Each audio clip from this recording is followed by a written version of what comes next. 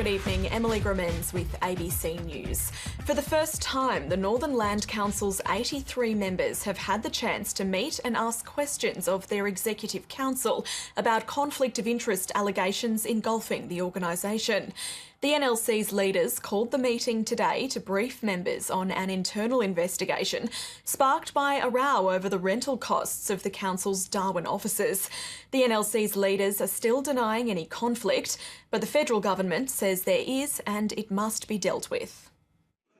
The meeting of land councillors started civilly, but later police were called and some members were thrown out. We're the legislated body and we're the representatives on that body, and we're entitled to ask questions. They were briefed on the internal investigation, which alleged 7 executive members are conflicted because they sit on the board of a land council-owned company which charges the NLC too much rent for its offices, that some dual board members took out personal loans from the company, and that there's been little explanation of how $4 million of federal money has been spent by the company. Remember ATSEC. Nothing stopping the government shutting down the Northern Land Council if we don't demonstrate that we're capable of monitoring and maintaining good governance.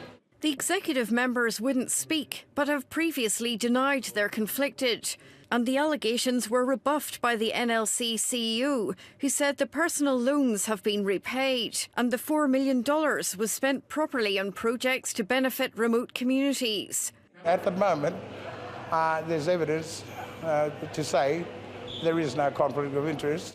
But the federal minister responsible for funding the NLC disagrees. There is an evident conflict of interest, which needs to be resolved. I don't see any of this as the end of the world, but it needs to be dealt with. He wants problems sorted out before he proceeds with getting the NLC to help deliver remote housing. But the full membership will work it out. Of that I have every confidence.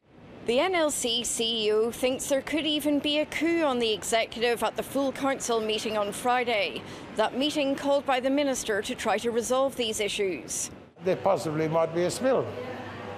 I have to take that into consideration and deal with that in an unbiased manner. Several NLC councillors told the ABC they were unsatisfied with the answers they got at this meeting.